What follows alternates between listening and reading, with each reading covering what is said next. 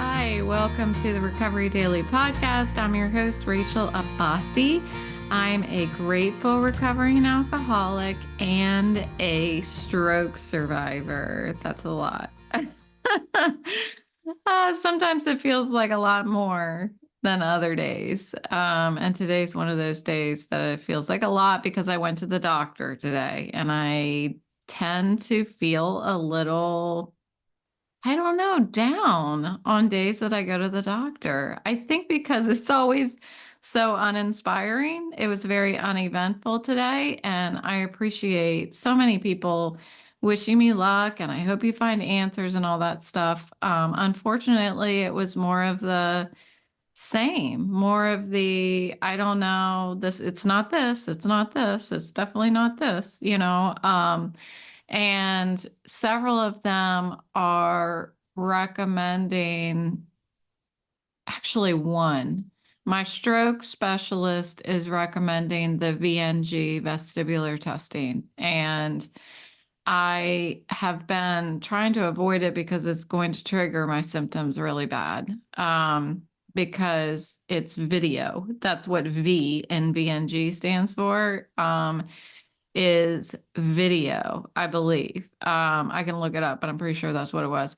And so it's just a lot of movement, and I'm really feeling, I'm very adamant about, if what is this testing going to do? If it's going to point us in a direction, great. If it's going to lead us to, oh, take this medication and you'll be better, great. Do this therapy and and you might get better. But that's not what I'm hearing. What I'm hearing is do this test and we'll just check off that it's not these other things. Well, I pretty much know it's not these other things. It's checking off that it doesn't have anything to do with my hearing and stuff. And I mean, I can tell you what it has to do with is these two eyeballs. And so the the neuro-otologist that I saw today said that he really didn't feel like I needed the testing, because he said, we're going to find that it has to do with your vision. And, but he said, well, since the stroke specialist wants you to do it, then I'll order it. And I was like, I mean, I think she wanted me to come to him and see if he wanted me to do it. So I'm reaching back out to her again, the stroke specialist, to say, are you sure I need to do it? I'm really adamant about avoiding it if I don't have to do it, because it's going to be a week of recovery if I take the test. So that's where we're at. Uneventful, but I checked off the box going to a neuro-otologist, which has been a recommendation for several people. But the neuro-otologist and the stroke specialist and the headache specialist, they're all asking me, did you see a neuro-ophthalmologist? And I did. And I got all the tests done. There was nothing wrong with my vision system. So more of the same, and that can feel very deflating. And usually that's what I feel on a day that I go to the doctor. I feel deflated. My symptoms are triggered because I had to go in the car for about at least an hour, go in an office building, which is really difficult for my eyeballs. And just the interacting, looking around, all the stuff, finding my way, it's triggers my head. And anytime I don't feel well, that's when, it's all connected. I've talked about that. When I don't feel physically well, it affects my emotional state. And I talked yesterday about how I can feel sad but still feel spiritually fit, right? And I can feel the fact that I don't feel emotionally happy when I don't feel physically well, that goes to the hungry, angry, lonely, and tired, in that I learned in my sobriety program. So all of it's really connected. When we're not happy with something, it really means that we need to lean more into the tools of the program, call somebody, work the steps, pray, read the literature, turn off the wanter and just turn off the wanter and do what we know is the next right thing, which is leaning into the program. I know for certain that when I feel like shit, that I need to lean further in to doing the next right thing, period. If I'm not happy with something, if I don't feel good, all of it, all of these are red flags to work harder in recovery, because any of these things can trigger my alcoholism. And I need to, without, beyond everything, I need to not pick up a drink. And that's really what it all comes down to. And it's a daily, it's daily work. And that's why I record every day. Somebody asked me when I went out to lunch with my ex coworkers last week, he was like, how do you do this every day? I'm so behind on your episodes because I can't keep up. And I'm like, I told all of them at the table, there were like 6 of them there. I said, because my recovery is daily, just like their job is daily. They work on weekends. Unfortunately, I did too when I worked with them. And because that's the kind of commitment that I had for that job. And I have even more commitment to my recovery. It's a daily thing. I have to work hard every day, whether I want to or not. I did take an afternoon nap, about 4 hours. So that was good, even though, again, when I wake up from a nap, I feel like somebody poured concrete in my head. So I've been pretty groggy all day, just feeling a little deflated. Yeah. But that's okay because I record on good days and bad days, and that's what we're here for. And typically, when I record on a day that I'm not feeling great, it helps me and I feel better when I'm done. So hopefully feel better listening as well. So today, wait, let me go back. Let me just tell you once again, I know I'm repeating myself, but for any newcomers or somebody who has missed the past couple of days, the book of the month is by Sylvia Plath, and it's called The Bell Jar. And it has to do with the crack up of a woman, Esther Greenwood. She's brilliant, beautiful, and very talented, but she slowly goes under into insanity, and it becomes completely real and even rational, and as probable and accessible an experience as going to the movies. So it's a deep penetration into the dark and harrowing corners of the psyche. And it's a haunting American classic. So The Bell Jar, I'm interested in reading something by Sylvia Plath too. So I think that's going to be a good read.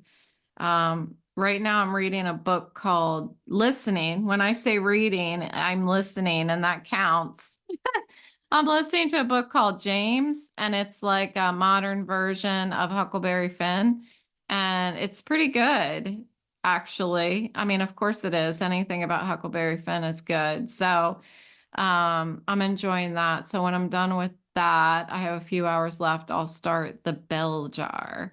And the listener challenge this month, I've heard a lot of great feedback on the listener challenge that I chose this month. It is to dance to one song a day. And I just did my dancing right before the podcast because I thought maybe this will perk me up. Well, I hit play and I was like, I'm just going to dance to whatever song comes on my Apple Music. And it was If I Die Young by the band Perry. And a little bit of a downer, but it was actually at the right speed and flowiness that I needed. It was just, I did more of a sway. And actually, halfway through, I did smile. I had a smile on my face because I thought this is really nice. It's nice to just take a break from life and just listen to a song for no reason other than to just feel music. And there is nothing like music. So I think that my dance of the day did its job because it really made me a little more appreciative of being, just being. And that's important.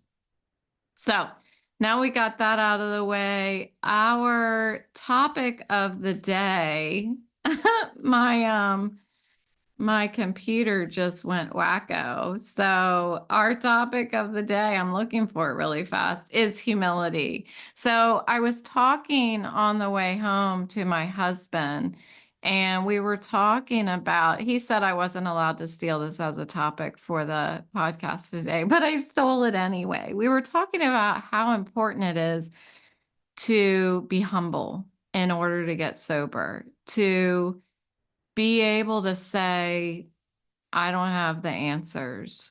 I need help. I I don't know everything. And that's what I used to feel like when I was drinking. I used to feel like I know what's best for me and I'm going to do it no matter what anybody says. I'm going to do what I want. And I had to get humble. And one thing that he said to me that I think is true is that we learn in the program that some people are sicker than others. And I made the mistake early on in sobriety of thinking, no, some people are not sicker than others. We're all the same sickness. And I don't know why I thought that, but it was wrong. Some of us are sicker than others. And some of us need different lows than others. Some of us, a low for me is not the same low as the next person. Some people never get their low. Some people die before they reach their low. Some people die before they get to the point where they want to get sober. And that's what it is. It's when when what you have to lose is more important than the booze. That's how it goes. When what you have to lose is more important than the booze, then you'll want to get sober. And that's what happened for me. My kids were more important than my box of wine. And they always were more important, but I didn't realize that I had to make a choice. I didn't realize that I was going to lose anything by continuing to drink. And that became true. So in order to do that, I had to humble myself and be ready to accept help and be ready to accept that I don't have all the answers and I don't know what's best for me. That's hard to say, that I don't know what's best for me. Um, but I didn't. And the reason why I didn't was because alcohol had changed my reasoning.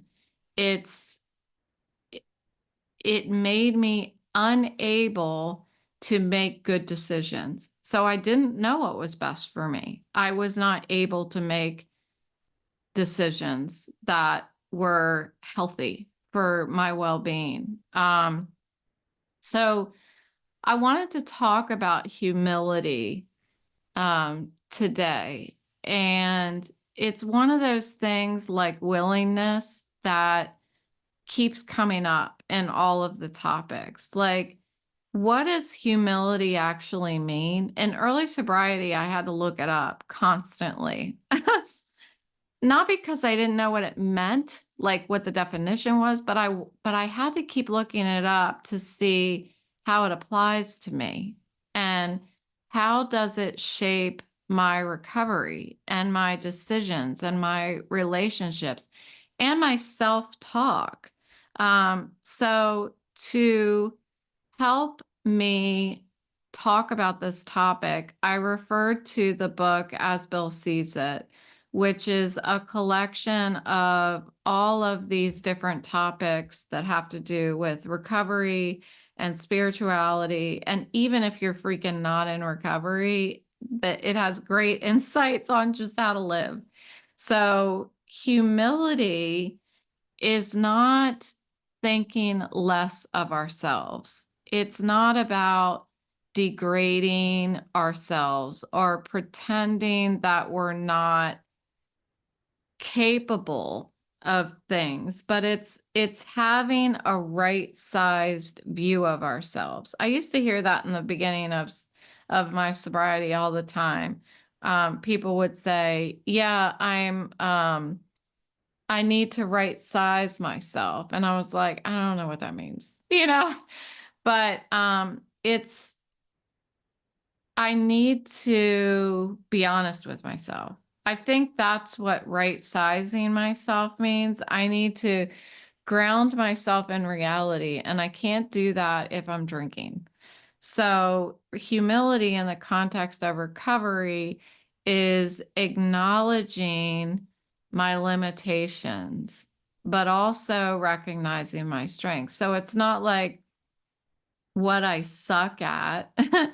It's looking at myself pretty much like I would look at I talk to you guys a lot about that little girl that I used to be and how I remember coming home as a latchkey kid and talking to my cat, and that's a moment that like stands out in my head um because that little girl is still inside of me.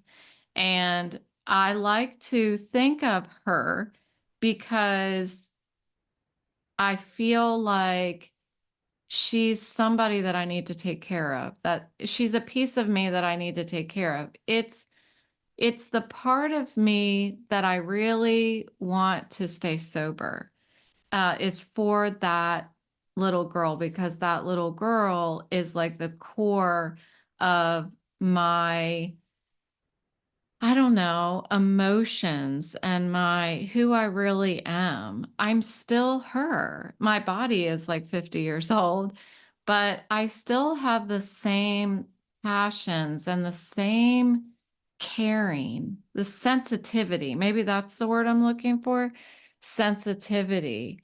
And as I have gotten older, I feel like I have become less humble about my sensitivity and that little girl inside of me.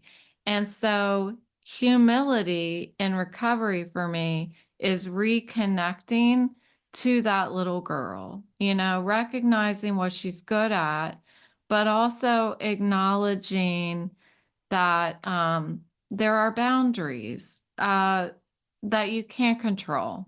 I can't control people, places, and things. So that's what it is for me. Um, there's a section in the As Bill Sees It that says that true humility and an open mind can lead us to faith. And every AA meeting is an assurance that we can be restored to sanity if we rightly relate ourselves into that faith. So, this idea of humility being a gateway to faith and growth, I think is key. That's why humility keeps coming up in all of these topics. So humility is like a starting point as I said, of admitting that I can't control anything. I can't control everything. I can't control anything other than my response to things. Um, and admitting that I need help and admitting that there is a power greater than myself. And it doesn't matter what that power is. It's different for all of us. It can be the meetings, it can be my kids, it can be a combination of everything. And that's what it is for me. My higher power is everything outside of myself. Because everything outside of me is bigger than me. That's my higher power. And for me, it includes God, my concept of God.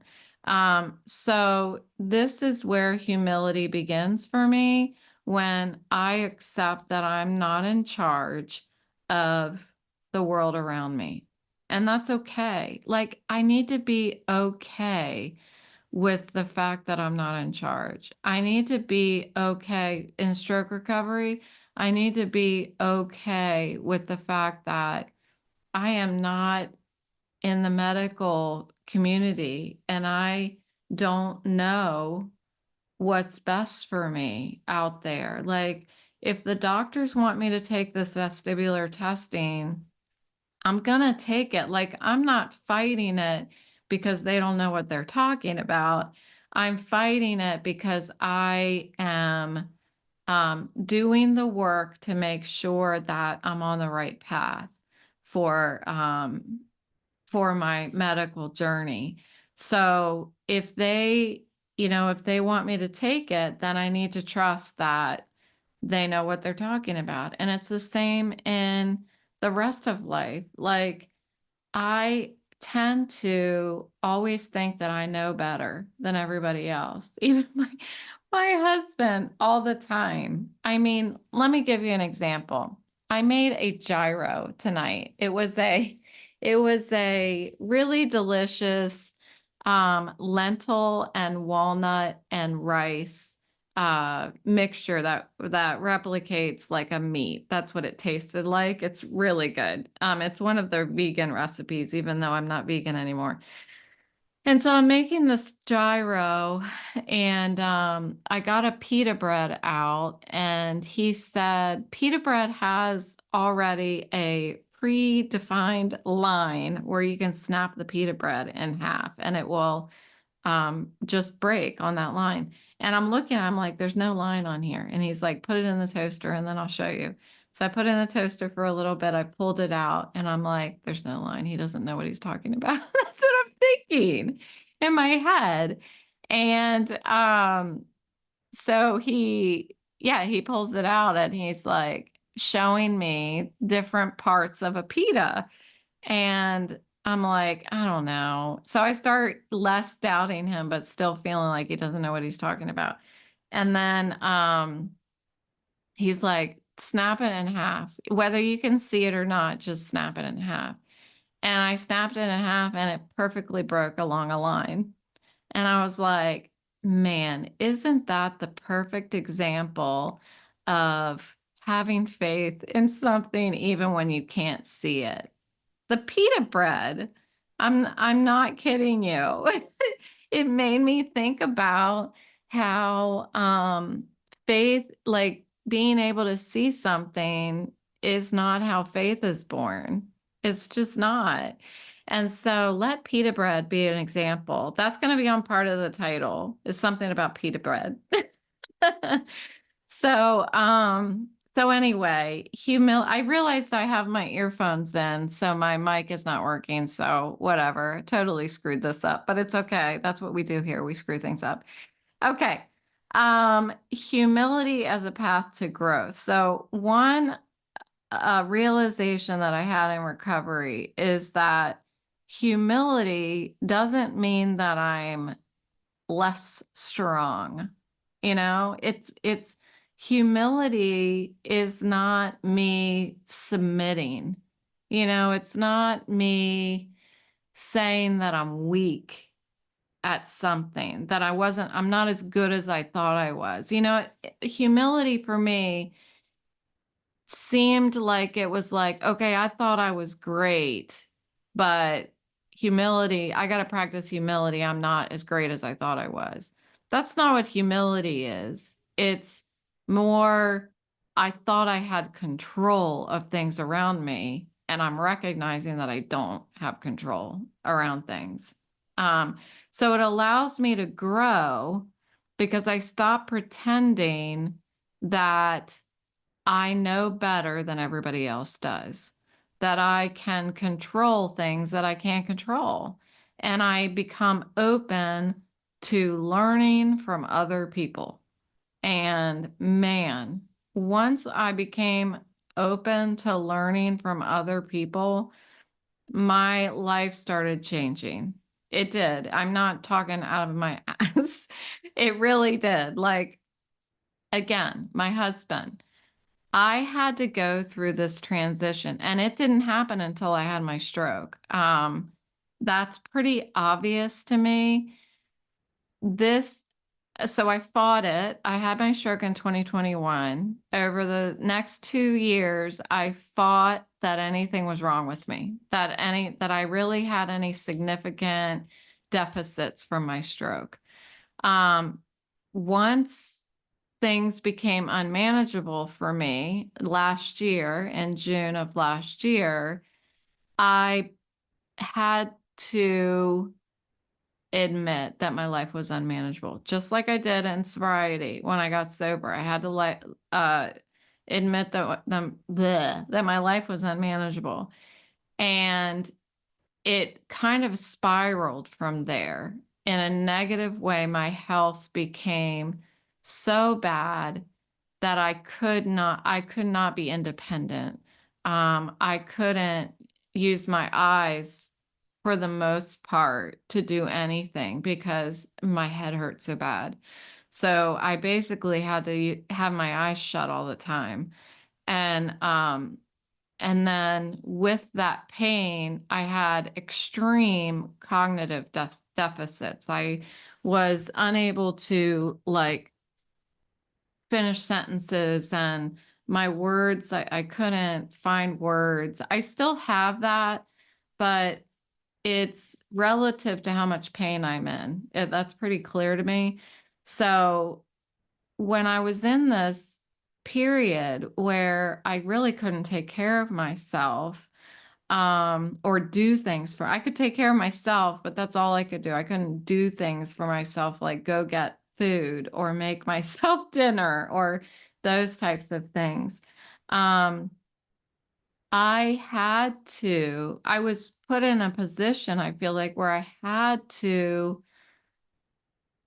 like almost like roll over and be like, okay, you're in charge. And it wasn't who's in charge. I mean, it was everybody around me because I couldn't do anything. So my higher power was in charge because my higher power, as I mentioned earlier, is everything around me. So it was a huge shift for me last year in the area of humility. And it has been a real eye opener for me because as I've started to gain my abilities back, slowly with therapy and all of that stuff, I have to still remain humble. And I can see where I'm challenged with that. For example, the pita bread, you know? Um, so it's been interesting and necessary. Unfortunately, necessary. I learn things the hard way, it seems like. But humility is more than admitting powerlessness over alcohol. In step one, it is having the courage to admit lack of control. It's having the courage to not only put down the drink, but learn from other people how they do it. watch and learn, which feels very much like you're swimming upstream in the beginning, because I was drinking and I felt like I did what I wanted to do. I don't like to not do what I want to do, still to this day. I want to do what I want to do. And back again to stroke recovery. I got to the point last year where my life was unmanageable. I had to make a change or nothing was going to change, which meant I had to stop doing the things that I want to do. I had to stop working, which meant the world to me. I had to stop driving. I had to stop using my computer, my devices. I couldn't kayak. I couldn't watch TV. And these are things that I still can't do. I still am working really hard to be able to walk. Um, I think I'm at about three blocks now, and that's on a good day, which is really great. Um, but I have to have the courage every day to wake up and make the decision that I am not in charge. Does that make sense? Like, I need to follow the suggestions that were given to me. What does that sound? Sounds familiar. That's in sobriety. Follow the suggestions that were given to me, because again, I don't know what's best for me right now. I try to pretend like I do, but I have to keep doing my vestibular therapy exercises every day. Just like I need to go to my sobriety meetings every day, and I need to record my podcast every day.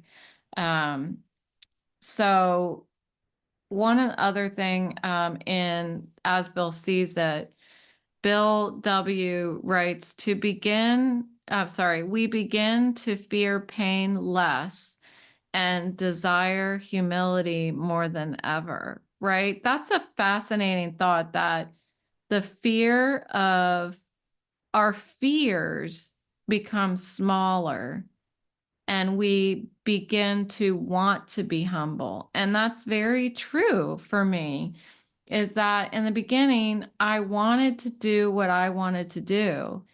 And over the past 8 years that I've been sober, the more that I do the next right thing and turn off my wanter, I see that what I want to do is probably less enlightening, less fun, and less rewarding than what the next right thing is. Instead, I end up getting more growth from doing the next right thing, following suggestions, following the principles of my program, than doing what I want to do. And it's taken a long time for that. That doesn't mean I don't do things that I want to do. I do things I want to do all the time. It's just that it takes time for the next right thing to end up aligning with what I want to do. But it does. It eventually does. And it takes a lot of hard work. But in order for me to be the best human being I can to be the best at whatever I want to do, it started with me doing the next right thing. I am a better mother today than I ever was. And that is not because I decided how to be a mother. I was being a drunk mother before, and I was a good mother. I mean, my kids said that I wasn't abusive or anything like that. I know I wasn't abusive or anything. I was a pretty quiet, no, I wasn't quiet, but I wasn't an abusive drunk. But today I'm way more engaged as a mother. And I know how to make the right decisions for me and my family now. And that's all from humbling myself and doing the next right thing. So by seeking humility, we're seeking relief from that emotional turmoil that we put ourselves through. And that comes from stubbornness and pride. So in recovery, I found that when I stop fighting life and I start accepting life as it is, which is it's hard. I have setbacks in, especially right now in my stroke recovery. Life is going to be full of mistakes and things that happen that I don't want to happen. Um, but if I stop fighting it and I trust that whatever happens next, I have the tools that I need to face it, then things are okay. Like I have serenity. I know serenity, just like the promises of the AA program. I know serenity now. It doesn't mean that I feel serene constantly, but I know how to get there. I have the tools to get there. And humility is an attitude of openness, no matter how uncomfortable life might be. So, one of my favorite takeaways from this As Bill Sees It humility topic, it gives us the power to carry out the next right thing. And regardless of how we feel, I just talked about that yesterday, right? I talked about how um, spirituality is empowerment. So, spirituality isn't about feeling good all the time. It's not walking through life on a cloud of bliss or anything. It's doing the next right thing, even when it's difficult, and even when we feel down. It's signing on and doing a podcast when I feel poopy. It's turning on a song and dancing even when I don't feel like dancing. And that's what I did. And I had a beautiful little 2-minute dance swaying to If I Die Young. But it was nice. It was a moment that I gave myself today.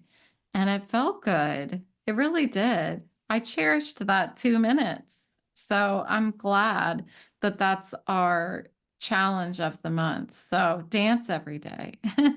um, so the real test of a situation is our willingness to do these things, our willingness to be humble. Humility enables us to confide in other people, to share our burdens and our struggles, to be honest, without pride getting in the way. And being humble is also what helps us forgive, um, because it reminds us that nobody's perfect and we all deserve grace. And I'm not talking about just forgiving other people, but forgiving ourselves for bad decisions that we've made in our lives. And when I drink, I make more bad decisions than when I don't drink. So that's a reason for me not, if nothing else, that's a reason for me not to drink. I've learned that humility allows me to look at my life with a clear and honest perspective, and it helps me to see what I need to improve as a human being and how I can be more patient and how I can better serve others, because I'm not here to serve myself. That's not why any of us are here on this earth, to serve ourselves. We are a part of a human race. We are a part, we're all connected.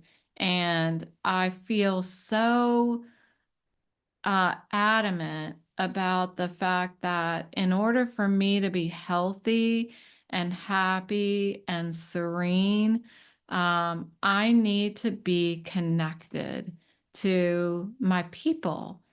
It's important to me. And when I was drinking, I was disconnected. I didn't want to be a part of anybody else's life, and I didn't want anybody else to be a part of mine because I knew better than everybody else. And I didn't want anybody telling me to stop drinking. I didn't want anybody to tell me, what I needed to do in life. But as I became willing to stop drinking, I became willing to listen to other people. I became more humble, and I'm not totally perfect at this humility thing, for sure, but I'm continuing to, I think, be transformed from the inside out. I understand that I don't have the answers, and I understand that it's okay for me to be vulnerable, and it's okay for me to say I don't know what to do, you know? And there's a lot of times I don't know what to do. But what's important is that I call my sponsor or I call my mom, and I say, I don't know what to do, because I don't have to figure that out on my own. I used to think that I had to do everything myself because I learned that I was supposed to be independent. We learn as we grow up how to be independent. And yet in sobriety, I learned that I don't need to be independent in a way that I never ask anybody for help. I love sobriety and my fellowship in sobriety because I don't have to figure anything out on my own anymore. I can still make decisions on my own, but I can toss ideas off of people and I can say, I feel this, and have somebody else say, I feel that too. And I experienced that today. I was talking to my sponsor today and I said, I feel XYZ. And she said, I feel that too. And that there's nothing like that in the world, to be able to relate to somebody and express a feeling that's inside of you and have somebody else say, I have that feeling, because we're not unique. We feel so unique, and we're not. We're not unique at all. That's why this sobriety fellowship works. That's why stroke recovery support groups work, because we all can share how we feel and say, yeah, me too, So, but we can't do that without getting humble and being open to listening to each other. So that's what I have for you today. I do feel better, just like I said I would. I know it. You just do the next right thing. I'm telling you, it works every time. Thanks for listening today to the Recovery Daily podcast. I will talk to you tomorrow.